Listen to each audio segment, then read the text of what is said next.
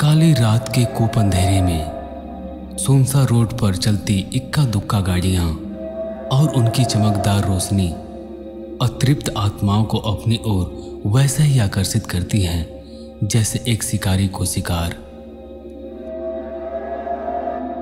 रात के तकरीबन 12 बज रहे थे। प्रभाकर कूप अंधेरी रात में अपनी मोटरसाइकिल को फुल स्पीड में भगा रहा था। रास्ता सुनसान था। इक्का दुक्का गाड़ियां ही मुश्किल से उस रास्ते से गुजर रही थीं। तभी अचानक प्रभाकर की बाइक लड़खड़ाने लगी। उसने बाइक को रोड के एक तरफ रोका।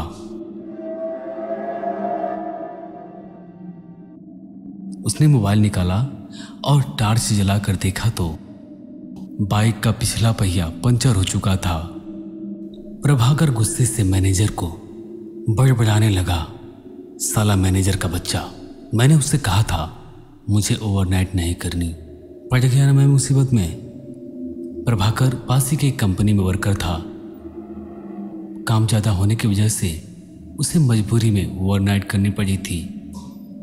उसने अपने दोस्त को फोन करके बुलाना चाहा, पर उसके मोबाइल में नेटवर्क नहीं था। वो गुस्से से मन ही मन अपनी किस्मत को कोसता और बाइक को पैदल ही लेकर आगे बढ़ता जा रहा था।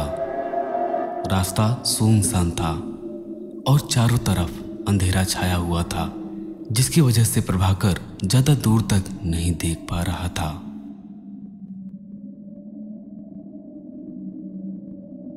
वैसे तो प्रभाकर कोई डरपोक इंसान नहीं था, फिर भी ये सुनसान सड़क और काली रात उसे बेहद ही डरा रही थी। बस वो भगवान से यही प्रार्थना कर रहा था कि किसी तरह सही सलामत घर पहुंच जाए। वो पैदल ही आगे बढ़ता जा रहा था कि अचानक उसके पास से कोई ठंडी हवा गुजरी। उसने चारों तरफ देखा, ना तो वहां से कोई गाड़ी गुजरी और ना ही कोई पेड़ के पत्ते हिल रहे थे। ये कैसा हवा का झोंका था। उसने सुन रखा था कि जब कोई आत्मा आसपास होती है तो वहां का टेम्परेचर ठंडा हो जाता है। यही सोचकर प्रभाकर डर रहा था। उसे ऐसा लग रहा था जैसे उसके बाइक पर कोई सवार हो, क्योंकि उसकी बाइक अभी बहुत ज्यादा भारी चल रही थी। प्रभाकर गर्दन घुमाकर गाड़ी की तरफ देखता है, पर वहां उसे कोई नहीं दिखाई देता।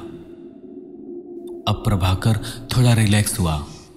वो फिर से बाइक को धक्का लगाकर आगे बढ़ने लगा कि अचानक उसके पीछे से एक गाड़ी आकर उसके पास रुकी। बाइक पर एक युवक सवार था। वो प्रभाकर के पास वाले गांव में ही रहता था, जिसका नाम रवि था। वो बोला, प्रभाकर भी इतनी रात को इस सुनसान सड़क पर बाइक को धक्का क्यों दे रहे हो? बाइक का पेट्रोल खत्म हो गया क्या? प्रभाकर बोला, नहीं भाई, वो लगता है पहिए में कुछ धंस गया है और बाइक पंचर हो गई है। वो आजकल ओवरनाइट हो रहा है ना। ठीक है प्रभाकर भैया, पर आप भाभी को इतनी रात को कहाँ ले जा रहे हैं? प्रभाकर गुस्से से, क्या मजाक कर रहे हो? कौन भाभी जी? यही जो आपकी बाइक पे बैठी हुई हैं। प्रभाकर भैया ठीक से देखो तो सही।